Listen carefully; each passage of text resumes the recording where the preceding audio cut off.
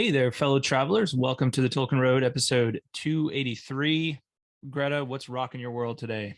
Oh, what's rocking my world? I think the beautiful weather that's only gonna last for like another few hours, I guess. Yeah, it's been we're right in that time of year where like the weather can't decide whether it wants to be spring or stay winter. Yep. So we've had Yep. like nice weather all week, and then tonight we're getting snow. So go figure. Go figure. Yet all the trees are in bloom and Hmm. flowers are popping out from underground, and Poor trees, they don't know what's about to hit them. it's really sad. I don't want to think about it actually. Yeah, So let's move on. that darn Melkor and his snow. Snow. All right. In this episode, we will be discussing chapter 5 of the Silmarillion of Eldamar and the princes of the Eldalië. Mhm. Sounds good. More on that word in a minute, but on both of those words, but more on that word, that last word in a minute. Before we get started, we'd like to give a double up air five to our patrons. Ready, Greta? I'm ready. You ready, patrons? Better be ready. Here it comes. Whether you want it or not, it's coming at you. 3, 2, 1. Whoopshed. Boom. Yeah, we're But getting of good at course they that. want it. I mean, why would they not Why want would they not? They a wouldn't be double up air watching five? if they didn't want it. Yeah. Yeah. So I felt it. They were Mm-hmm. all there. Mm-hmm. Yeah. Special thanks to this episode's executive producers, John R., Kaitlyn of Tea with Tolkien, and Jacob Lockham. Thanks, guys. Thank you all so much. Mm-hmm. And a shout out to our newest patron, Jacob S. Jacob S. Jacob. Welcome. Thank you, And Jacob. thank you. Yeah. And just big appreciation to all of our patrons. Thank you all so much for the support you bring to us and helping us make this happen week in, week out, and more. Mm-hmm. So For sure. become a patron by visiting patreon.com/Tolkien Road. Becoming a patron is easy and lands you a bunch of cool perks like episodes early and ad free. And if you pledge at the right amount, then you can get a cool little personalized video from us. So that's pretty sweet. And you can get like free copies of my books and stuff like that. So you better go check it out. Just do it. Just do yourself a favor and go check it out. Do yourself a flavor. Do yourself a flavor. Mm-hmm. Learn more at patreon.com/Tolkien Road. If you're watching us on YouTube, hit that like button and don't forget to subscribe to our channel. So doing more and more on YouTube at this point, in addition to our weekly reading episodes. I'm doing more episodes beyond that, right? Well, I wouldn't call them necessarily episodes, but they're more like, short mini-sodes or whatever you want to call them, commentary on different things, especially with the Rings of Power. So anyway, just if you're watching on YouTube, subscribe. If you're not on YouTube, listen. If you're not watching on YouTube, you're listening, you can still listen, but go and subscribe to our YouTube channel too. So yeah. So this month's live stream, by the way, which is on YouTube, will be on Wednesday, March 23rd at 8 p.m. Eastern, 7 p.m. Central. So All right. Mark your calendars. mark calendars. Want to see as many people there as possible. So Our last one was super fun. it was awesome. I'm excited to do another one. I am too. Yeah. All right. I forgot. I changed the chapter, but I forgot to write down a Tolkien quote of the week. I was just looking at that and I was like, oh, I think that's from last chapter. You're absolutely right. So, do you have one in mind? Do you want to suggest one? Was there one that just jumped out at you? Yes, actually. Great. I love it. Was. All right. Here we go. Let's see. Oh, here we go. All right. I'm trying to figure out where I should start. Does it care if it's like a few sentences? Is it okay if it's a few sentences? Yeah, that's fine. Okay. Here must be told how the Teleri came at last to the land of Aman. Through a long age they dwelt in Tol Eressea, but slowly their hearts were changed and were drawn towards the light that flowed out over the sea to the lonely isle. They were torn between the love of the music of the waves upon their shores and the desire to see again their kindred and to look upon the splendor of Valinor. But in the end, desire of the light was the stronger. That's a good one. That's a really good one to pick up from this chapter. You. That tension of the Teleri, right? Mm-hmm. They're such an interesting case because they have like kind of one foot stuck in Middle Earth and one foot stuck, like they're kind of perched between the two existences, right? Mm-hmm. Middle Earth with all of its own beauty, but also kind of the perils it presents, and then and really like the starlight, right? And then the blessed realm and the light of the two trees. And so I don't know, that's it. Well, we'll definitely talk more about that when we get there in this chapter. So that's a good one. I like that one. Cool. Well, A thanks. very worthy quote of the week, I should say. I agree. All right, Greta. Yeah. Are you ready for a journey to Elven home? You know it. All right. Yeah, let's do it. So so two interesting words here, right? Eldamar, right? And Eldalië. Eldamar means Elven home, right? And you can actually find both of these words in the glossary at the back of the book. All right. So this is a reminder that exists and that it's helpful. Let me see here. I actually forgot about that.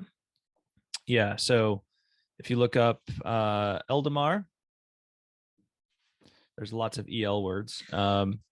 Yeah. So if you look up Eldamar, it is Elven home, the region of Aman in which the elves dwelt. Also the great bay of the same name. And then you have the Eldalië, the elven folk, right? So used as equivalent to Eldar.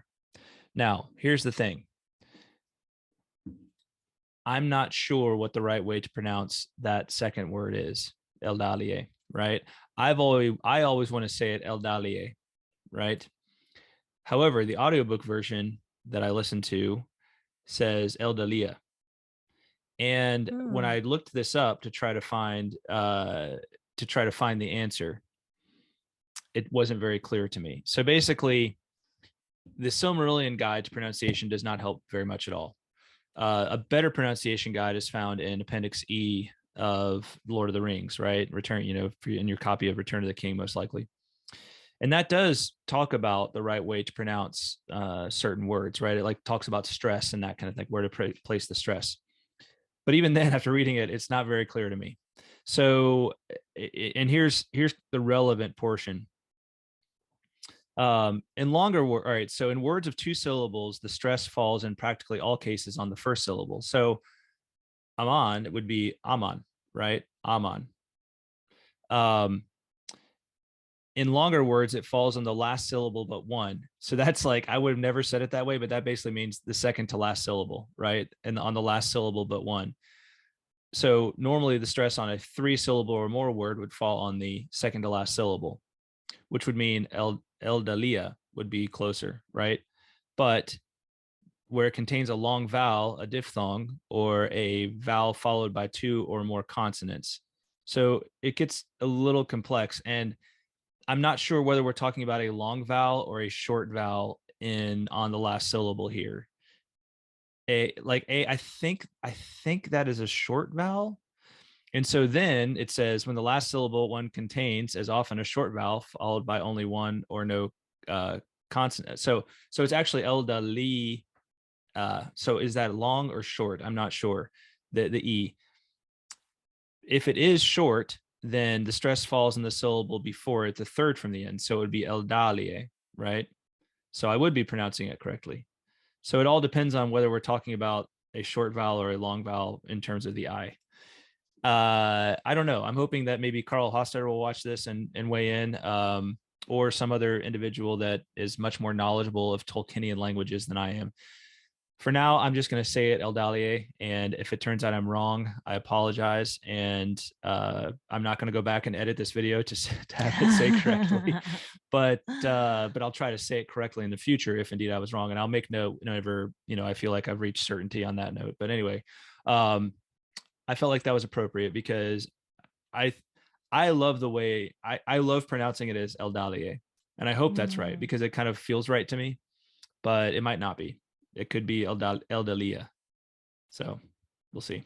How did you pronounce it in your mind before this, Greta? To be completely honest, I didn't really try. I just like word. The L word, yeah. LD word. Elda.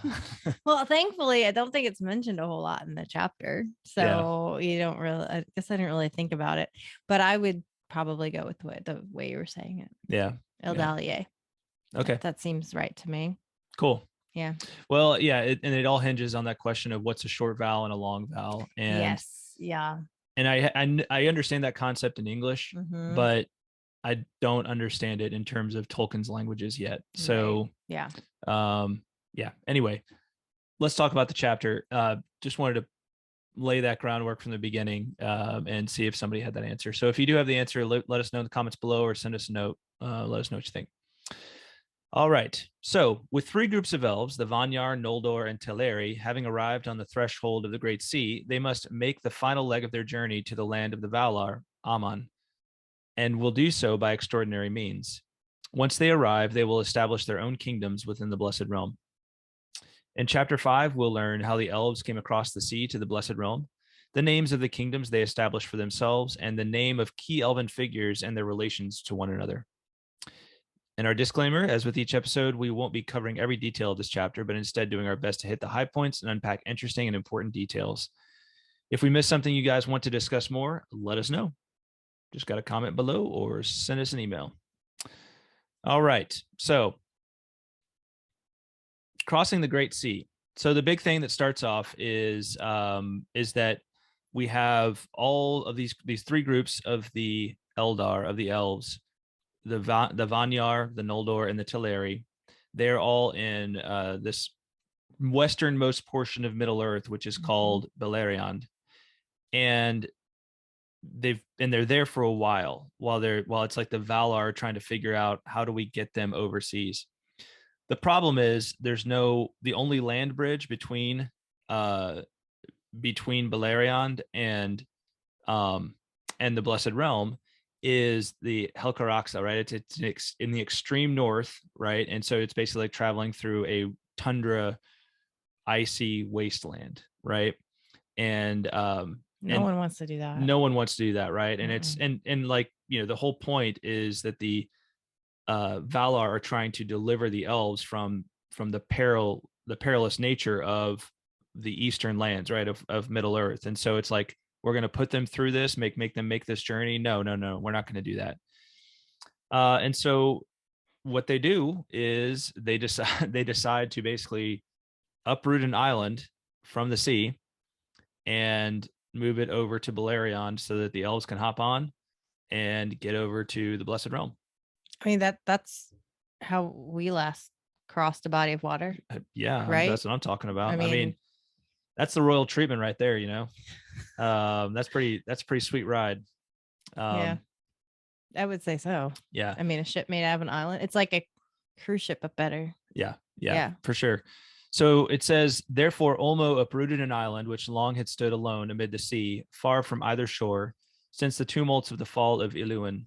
And with the aid of his servants, he moved it, as it were a mighty ship, and anchored it in the bay of Valar, into which Sirion poured his water. Then the Vanyar and the Noldor embarked upon that isle, and were drawn over the sea, and came at last to the long shores beneath the mountains of Aman. And they entered Valinor, and were welcomed to its bliss.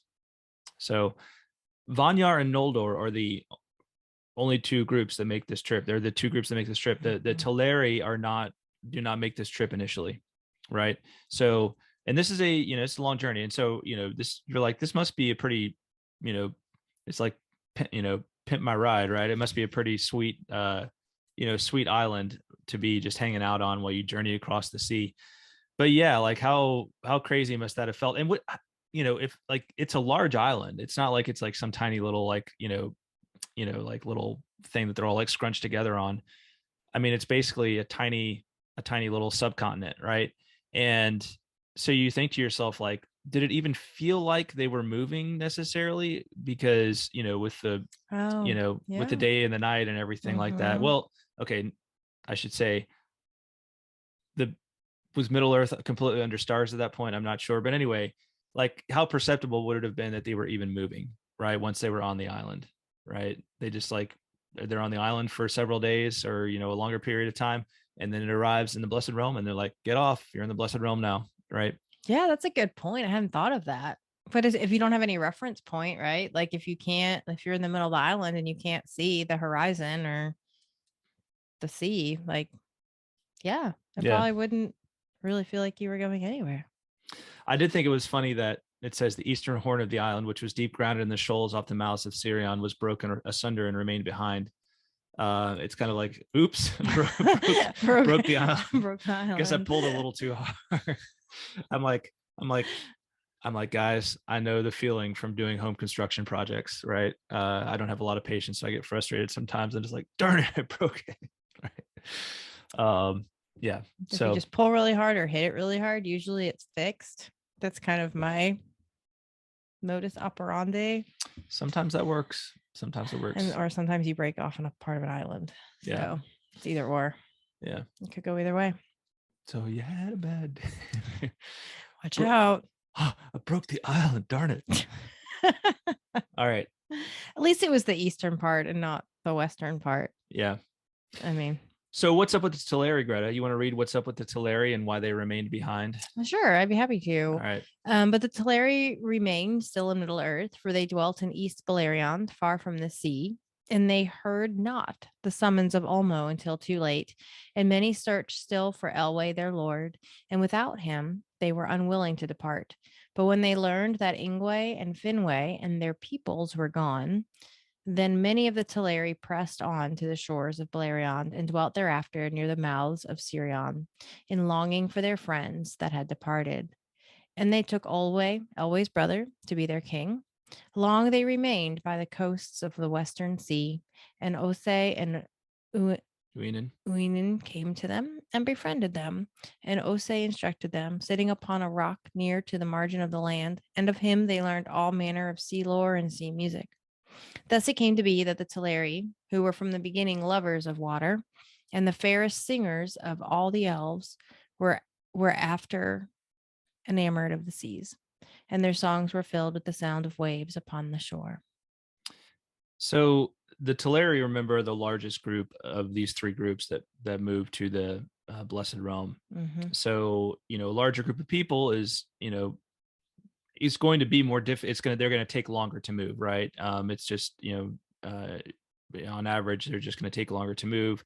So they are, they lag behind the whole way with the Vanyar and the Noldor, and they don't make it to the first summons, right? For, this island's leaving the station, right? They don't make it there in time for that, right? Because they're looking for Elwë, right? I was going to say, they kind of just, their king just kind of up and deserted them. So, yeah, I mean, I think it was kind of uncool that they left without them. Yeah. Well, it's can't wait all day, right? You can't wait forever. And so, but that's, and, we don't know the whole dynamic behind what was happening here, but that's basically what happened, right? So the Teleri finally decide to move towards the shore, but some of them are still like, but we got to find Elwë. And so there's this sundering of this group of the Teleri, which we discussed in the last chapter, where because of Elwë's absence, some of the Teleri decide to move on, and then some of them don't, right? Yeah. And the ones who stay behind, form the main group of the Sindar and Elves, right? Yeah. The Sindar and Elves, those gray elves. All right. Yeah, and a couple of other interesting notes here. Some meaning, he persuaded to remain, meaning I believe that's in reference to Elwë. Because they took Elwë. No, they took Elwë as their king. But great. Hold on. Let me read this again. Ulmo hearkened to the prayers of the Noldor and of Finwë their king, who grieved at their long sundering from the Teleri, and besought him to bring them to Aman if they would come. And most of them proved now willing indeed. So some of them eventually make that journey. There's a second trip of the island. And but great was the grief of Osei when Ulmo returned to the coasts of Beleriand to bear them away to Valinor, for his care was for the seas of Middle-earth and the shores of the Hitherlands. And he was ill pleased that the voices of the Teleri should be heard no more in his domain. And that's something I didn't mention. It really interesting note is that the Teleri become a very musical people. They, Osei teaches them really music based on kind of the sounds of the waters, right? Mm-hmm. And it says some he persuaded to remain, and those were the Falathrim, the elves of the Falas, who in after days had dwellings at the havens of Brithambar and Eglarest, the first mariners of Middle-earth and the first makers of ships. And Círdan the shipwright was their lord. So that's Círdan, who of course is still around in the late Third Age, right at the end of the Lord of the Rings. He's never a very prominent character, but he always exists. And he goes way back. He goes all the way back to when the elves first made their journey to the Blessed Realm. But he never makes the final journey. He abides in Beleriand. That's what I was going to clarify. Okay, so there was a group of the Teleri that did not go to the Blessed Realm. Yeah, and so I may have misread this, but my understanding was, so it may have been that like you have the first sundering of the Teleri, where you have those who follow Olwe and decide to make the final journey, and they leave the Sindar behind, right? The Gray Elves behind, the ones who want to stay with Elwë and look for Elwë. And then maybe from there, I think maybe the Falathrim break off from the Teleri and decide that they just want to hang out on the shores, right? On the shore of Middle Earth. And then the rest of the Teleri leave from there. So it sounds like there's actually two sunderings here, in case unless I'm misreading it. So it was Osei that convinced this group to stay, right? Because he didn't want, like, he was going to miss them, and he wanted them to stay. Yeah. Okay, cool. Yeah, and one of those is Círdan. Círdan is the leader of that group, the Falathrim. Okay, good deal. Little aside on Elwë. So, we heard a good bit of his story and kind of the gist of his story with the last chapter. But it says, Olwe would be gone, and at last the main host of the Teleri embarked upon the isle, and Ulmo drew them far away. Then the friends of Elwë were left behind, and they called themselves Iglath, the forsaken people. They dwelt in the woods and hills of Beleriand rather than by the sea, which filled them with sorrow. But the desire of Aman was ever in their hearts. But when Elwë awoke from his long trance, he came forth from Non-Elmoth with Melian, and they dwelt thereafter in the woods in the midst of the land. Greatly though he had desired to see again the light of the trees, in the face of Melian he beheld the light of Aman as in an unclouded mirror, and in that light he was content. His people gathered about him in joy, and they were amazed. For fair and noble as he had been, now he appeared as it were a lord of the Maiar, his hair as gray silver, tallest of all the children of Iluvatar, and a high doom was before him. Yeah, so he's grown, and even he was already a king among elves, but he's grown even more in stature at this point. So, so this is another group that stays behind. Yes, this is the Sindar, right? This the Sindar and elves. Gotcha. Yeah, that Elwë Thingol is going to be the king of, and they play a major part in the stories of the second part of so we're not going to hear about much about Thingol and this, or Elwë Thingol and the Sindarin elves for several chapters after this, right? So there's kind of a part that takes place, and we don't even really think anything about Beleriand for several chapters, but then Beleriand will come back with full force from roughly chapters 10 through 24. So, yeah. So so these two groups of elves, they both stay behind, but one group, the Eglath, they live by the sea, by the water, right? But Elwë / Thingol's people, the Sindar, they live in the woods. Yes, that's right. So okay, so even though they're both in Beleriand, they're not really neighbors. I mean, they are in the sense of they live in the same general area, but yeah, I guess this was a note that I didn't really pick up on too strongly the last several times I read through is, but there seems to be, I don't know if the Falathrim would consider themselves Sindarin. I mean, technically I think they are, because they're the gray, they are part of the Teleri that broke off, so they're the gray elves, right? They made the journey. They're kind of within the faint aura, if you will, of the Blessed Realm, being as far west and Middle Earth as they can be. So they seem to fit under the whole umbrella of the Sindar and elves, right? And I'm not sure if they would look to if they would look to Elwë as their high king or not. I think maybe not. So maybe there is a difference in these two realms, but I think they were friendly. I don't think they were ever unfriendly with one another. Maybe later on they are, when some more intrigue happens. There are some notes, but anyway, it'll be something we just pay attention to as we go throughout. Okay. So it's not a major like the Falathrim and Círdan do not play a major part like throughout the stories. I mean, they come up from time to time, and then there's some important things very later on in the first age, but they're not like the Sindarin elves. Elwë Thingol and the Sindarin elves play a major part in the stories of Beleriand, right? So right. Yeah. Cool. All right. So here's what's funny. The Teleri, they finally get on the island and they go the second trip, and they're like, they're not all the Teleri. Well, no, well, the ones who are going to be considered still Teleri, right? So, okay. Yes. So, got it. The Teleri, the ones who make the journey, they get almost to the Blessed Realm, and then it's like they get cold feet. So close, yet their hearts are still far away. Do you want to read this orange quote right here, Greta? The Valar were little pleased to learn.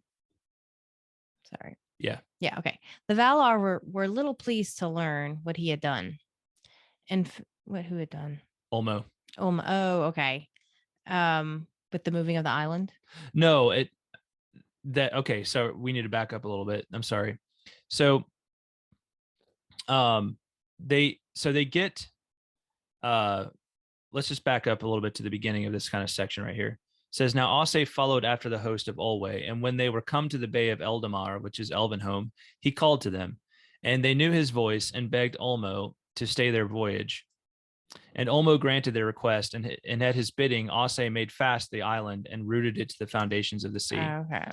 Ulmo did this the more readily, for he understood the hearts of the Teleri, and in the council of the Valar he had spoken against the summons, thinking that it was better for the Quindi to remain in Middle-earth. Now you go. The Valar were little pleased to learn what he had done, and Finwë grieved when the Teleri came not, and yet more when he learned that Elwë was forsaken, and knew that he should not see him again unless it were in the halls of Mandos. But the island was not moved again, and stood there alone in the bay of Eldamar, and it was called Tol Eressea, the Lonely Isle.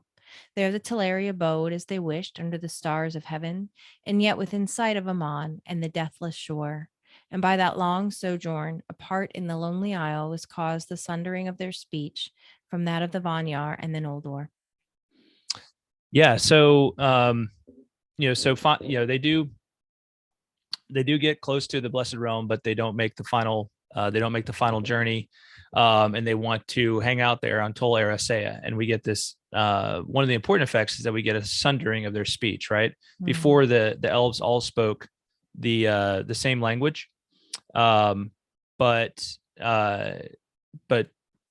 now there's this difference in the languages they speak. So is one of the effects of this sojourn on Tol Eressea. So it's really kind of interesting to think about, because you think about how, I mean, that like the sundering of the speech, like that's a big deal when it comes to like a unification of a people. Yeah. If you can't communicate, like you can't really have a shared culture. Right. So this is, this is like, I don't know, it makes me really sad for the Teleri.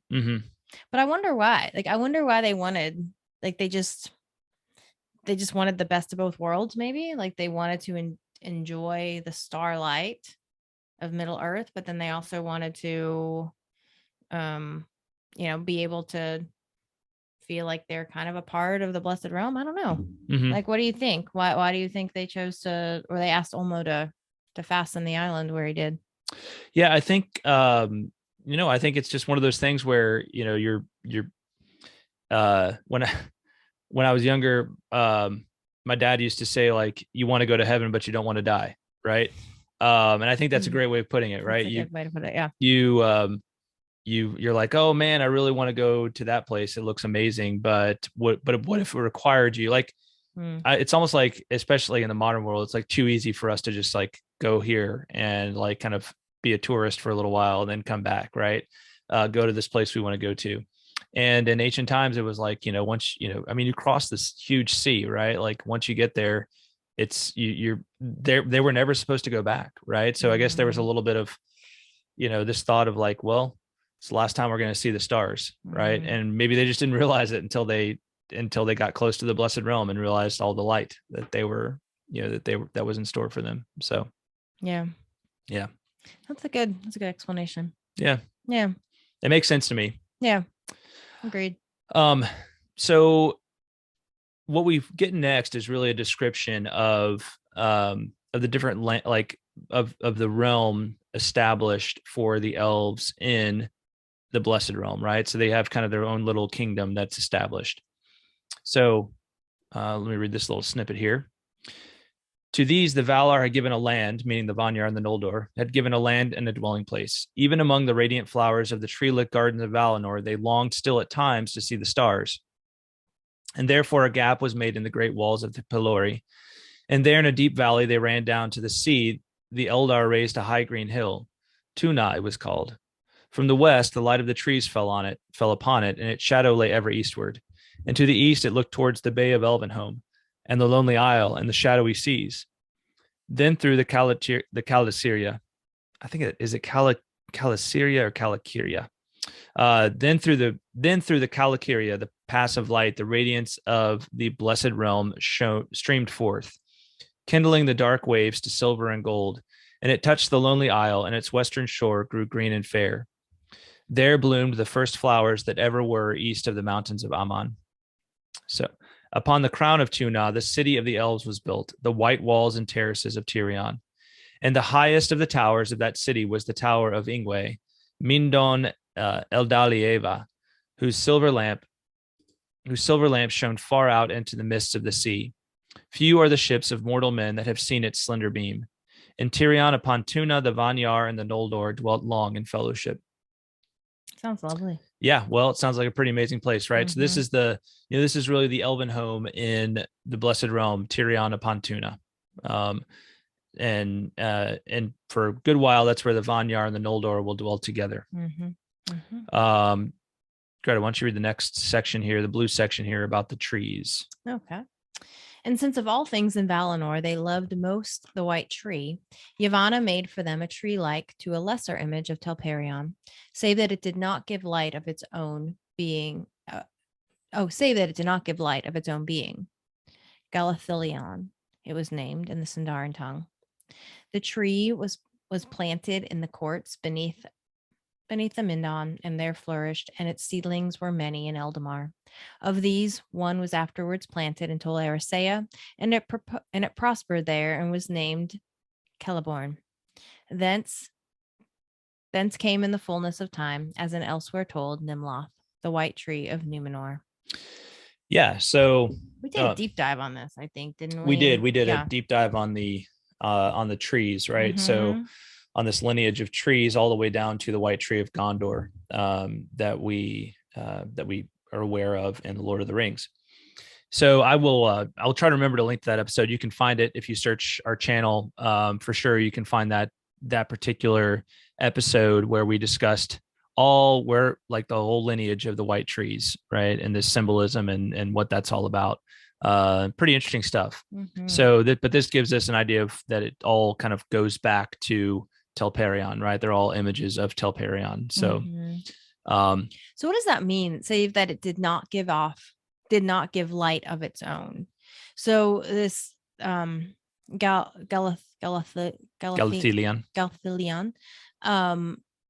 it's just like Telperion, except that it does not give light of its own being. So that means it reflects light, or? Well, I think it would have been, the same. It doesn't give that same blessed light, right? That the light that was like bright enough to, basically give light to Valinor, right? I mean, okay.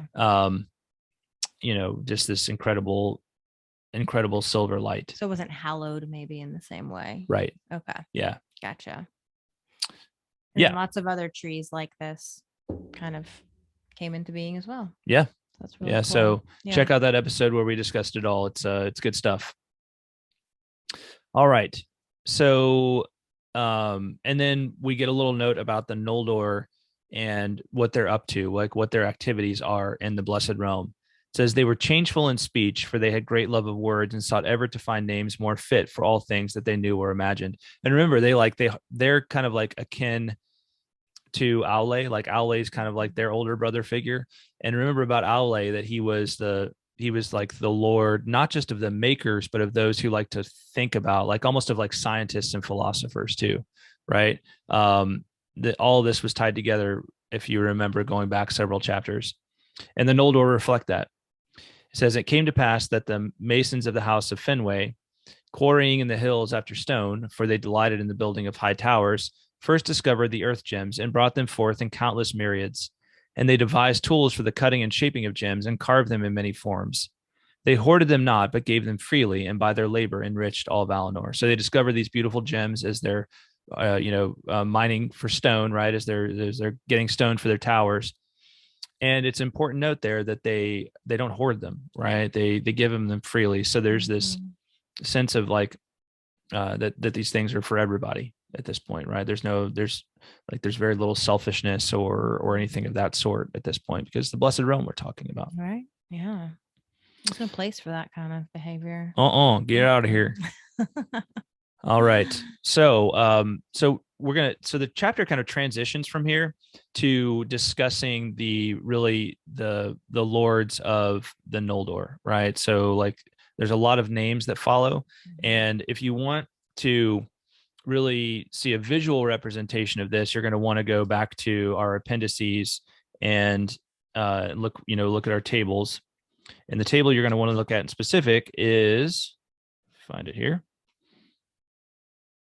It's actually the first one, yeah. So the very first one, the House of Fenway and the Noldorian descent of Elrond and Elros, right? And you'll see here Fenway, the High King of the Noldor, at the very top, and then his first wife and his second wife, and the different offspring that came from those, and that's what's described in the rest, in a good portion of the rest of this chapter. So we have Fenway. He was the king of the Noldor, and he had 3 sons. His first son, Fëanor, was by his first wife, Miriel, right? Miriel unfortunately dies, right? Elf dies, right? And that's an interesting question of what exactly that means. But basically, Fëanor, like his name means fiery spirit, right? So there's this idea that like he was, it sapped her of so much energy to give birth to him that she basically fades, right? And then he remarries Indis, right? One of the daughters of the Vanyar. And she is the mother of his other 2 sons, Fingolfin and Finarfin, right?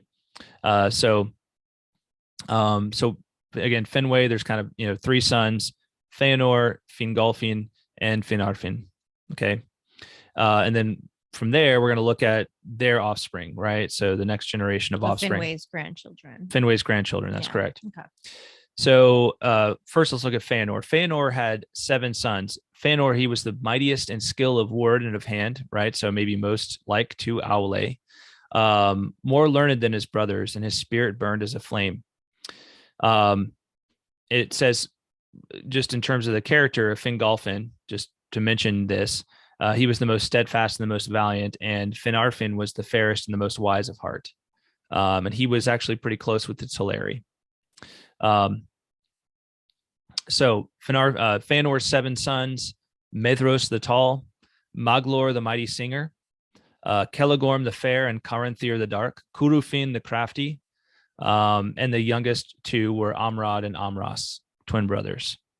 And in later days, these last 2 were hunters in the woods of Middle Earth. So again, Fëanor's 7 sons will definitely play a large part in the rest of the story, as will really most of these characters, right? I mean, a good number of them play significant roles in the stories that follow. And then we have Fingolfin. His sons were Fingon and Turgon, right? Who are also 2 very important individuals. Turgon goes on to be the Lord of Gondolin, which we have not learned anything about yet, but we will learn a great deal about later on. And their sister was Arethel the White, who also we'll learn a good deal about. And we see with all these characters that the kind of a common theme of the Noldor is that they're travelers. Like they like to go exploring. They like to go, they're not content to like the Vanyar to just like sit in Valinor and and just bask in the blessed realm of it all. Like they want to go exploring, right? And to see like the untamed lands, that are within reach. That just kind of popped in my head. It'd be kind of like an interesting quiz to make up and take. Like, what elf are you? Like, what group of elves are you? A Vanyar, a Noldor, or Teleri? Yeah. Or are you a gray elf? Like, it would be really interesting because Or they it- all have like their distinct, their distinct qualities and characteristics and stuff like that. Yeah, So, for sure. Anyway, it just popped into my brain. Something fun to think about. Yeah. What kind Yeah. are you, Greta? Well, I think I would be a Vanyar. Mm. I think I would be very content just to, hang out in the blessed realm and Mhm. just not really, although I love the water. So there's probably a little Teleri in me too. I don't know. Yeah. What about you? I mean, I think I would straight up be like Finarfin or one of his people because I'm like I have some Noldor Noldor, okay. tendencies within me, but I also love hanging out with Teleri, right? I want to Mhm. like hang out near the sea, and Mhm. I don't live near the sea, but I want to be near the sea more often, Mhm. and I also want to play music, but then Noldoran, I like to make stuff and I like to think deeply about stuff, so it's like you know I feel like Finarfin is my spirit elf, if you will. Okay. So All right.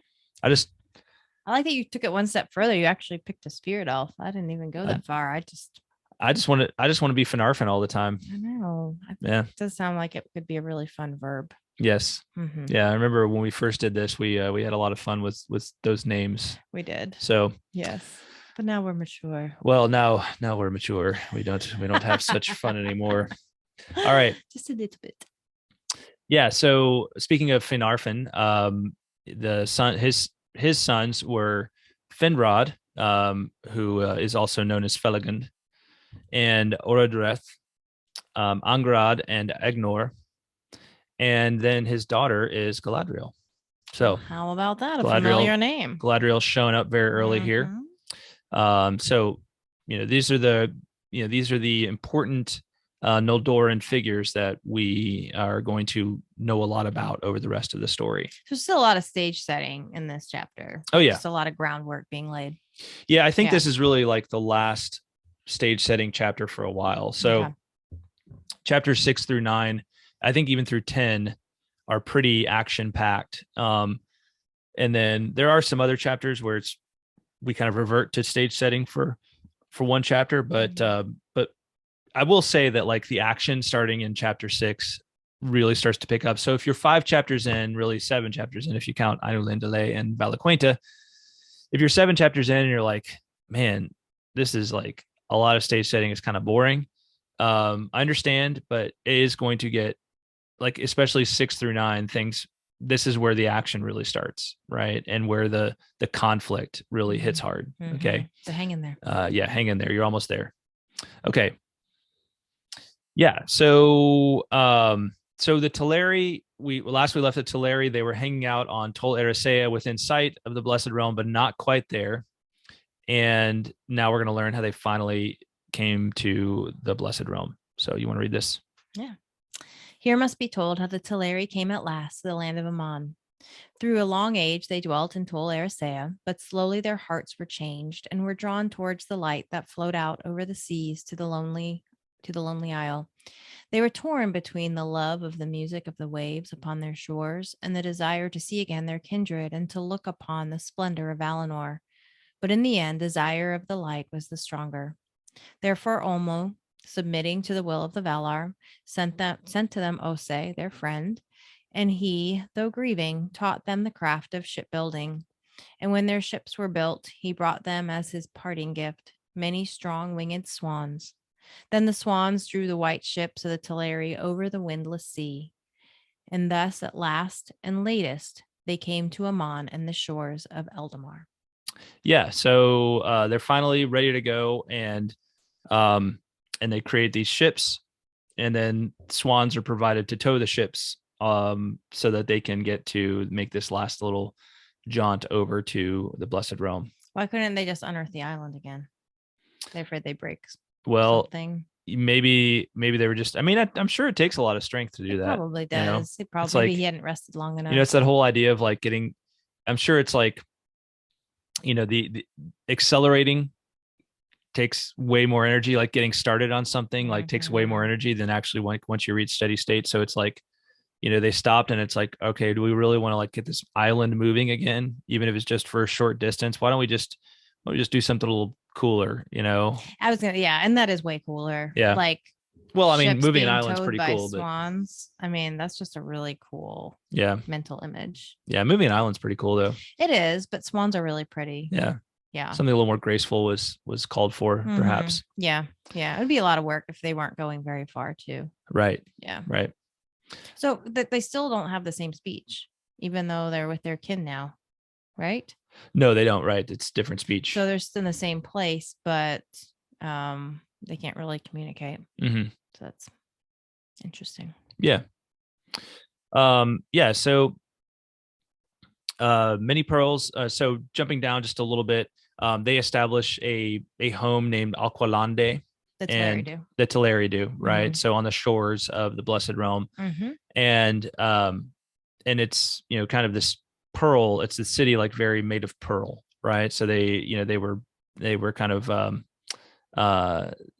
they found a lot of pearls in their journeys on the sea, right? And so they built this city Aqualande and made it very pearl. So the description is, and many pearls they won for themselves from the sea, and their halls were of pearl, and of pearl were the mansions of Olwe at Aqualande, the haven of the swans, lit with many lamps. For that was their city, and the haven of their ships. And those were made in the likeness of swans, with beaks of gold and eyes of golden jet. The gate of that harbor was an arch of living rock sea carved, and it lay upon the confines of Eldamar, north of the Kalakiria, where the light of the stars was bright and clear.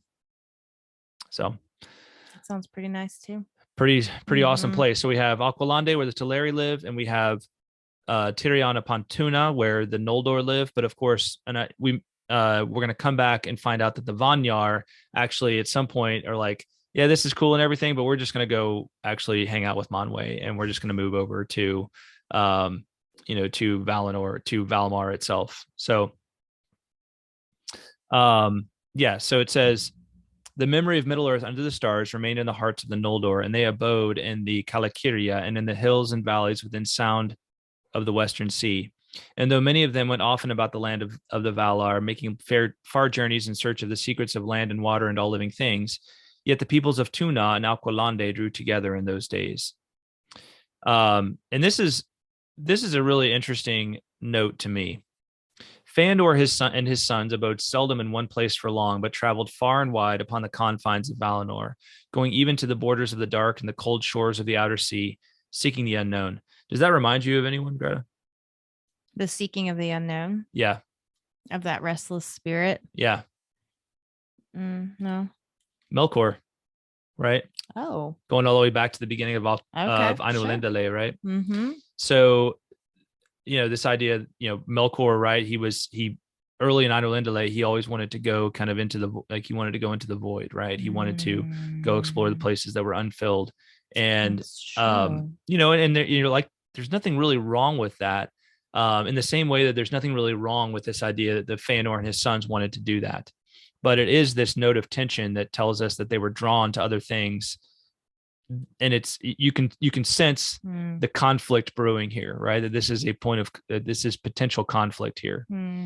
Because obviously the Valar want all of their little Eldar buddies to stay at home with them, right? And be safe and warm and cozy and, under their watchful eye. But some of them, Fëanor and his sons, don't want that so much. And we're going to learn that there's others who don't want it so much either. Maybe Galadriel being one, right? So the stage is set. The stage is really set for, this further for some kind of conflict coming here. Yeah. It's also going to be set by this idea of these gemstones, right? You can hear the foreshadowing of conflict when it's like, and they gave them freely, right? Well, for now. Could something cause that to change? Yeah. Right. Yep. Yep. Because that could cause conflict. So absolutely. Yeah. So still more stage setting, as you said, but this is a Mhm. pretty important chapter. We learn, about some very important figures that are going to play prominent roles in the rest of the Silmarillion. So Yes, indeed. yes, indeed. Any other thoughts, Greta? No, I think that was pretty good. All right. How about you? I'm good. All right. Let's do some haiku. Let's do it. All right. Rock, paper, scissors, shoot. Oh, boom. Snipping that paper. Yeah. Am I going first or second? You go first. All right. Here it is. Swan ship sail, bearing light lovers home. Elves gather as one for a time. Nice. Thanks. I like it. Thank you. I was feeling very Alliterative today. Yes. Alliterative. Yes. All right. Here's mine. Sea beyond the mind, island ship, enchanting realms. Too many goodbyes. Very nice. I like that. Yeah, I was pretty happy with that. Yeah, it's good. Yeah, I've been struggling with the haiku these last several episodes, and then today I felt pretty good about this one. Okay, Yeah, I really struggled today. Yeah. Yeah. Well, I stopped trying to be too inspired, and I just kind of was like throwing some ideas out there that weren't necessarily directly connected, but I just liked the way they sounded, and they were just like little themes that were in the story, and I was like, that's kind of what haiku is supposed to be. I feel like it's supposed to be, seemingly unrelated concepts that somehow come together into one thought, right? Yeah. So sure, I can see that. Hey, let's look at a listener haiku. This one is from Red Hawk. Awesome. Let me get there. What does Red Hawk have to allow via haiku for us this week? I will tell you shortly as soon as it opens up. Yes. I see it. I do too. All right. He's got two. Well, no, the other one was from last week. Oh, my bad. Telperion loved, Celeborn made for the elves, descend Nimloth white. Oh, I like that. Very Nice. nice. Yeah, focusing on the trees. Focusing on those trees. Yeah, good stuff. Jinx, buy me a Coke. Yeah. Yeah. All right. If you want your haiku read on a future episode, send it along, right? Get us that haiku. Yeah. And we'd love to hear from you. All right. Subscribe, rate, and review to us on iTunes or the platform of your choice. If you are a 5-star fan of the Tolkien Road, you can really help us out by heading over to iTunes, your preferred source for the show, and dropping us a rating and review. When you do that, it helps get the word out about the Tolkien Road, which helps us to keep on evering on. And just whatever you got on your mind, drop us a line, whether it's in the comments below, whether it's via email to us, tolkienroadpodcast@gmail.com, on our Twitter account. We'd love to hear from you. And then once again, this month's live stream is scheduled for Wednesday, March 23rd at 8 p.m. Eastern, 7 p.m. Central. All right. Thank you to our amazing patrons, especially the following: John R., Kaitlyn of Tea with Tolkien, Jacob Lockham, Ms. Anonymous, Andrew T., Red Hawk, Shannon S., Brian O., Emilio P., Zeke F., James A., James L., Chris L., Chuck F., Aja B., Ish of the Hammer, Teresa C., David of Pints with Jack, Jonathan D., Eric S., Eric B., Johanna T., Mike M., Robert H., Paul D., Julia, Werty, Matthew W., Joe Bagelman, Chris K., and Jacob S. Thanks, guys. As well as those celebrating their patron anniversary in March of 2022, Kaitlyn of Tea with Tolkien, Paul D., Daria, Stephen S., Jay-Z, Andrew T., Bethany E., and Daniel Delaney. Thank you all so much. Yes, thank you, guys. Appreciate all of your support, and thanks to everybody for listening. We'll talk at you next time. Bye, y'all. Bye-bye.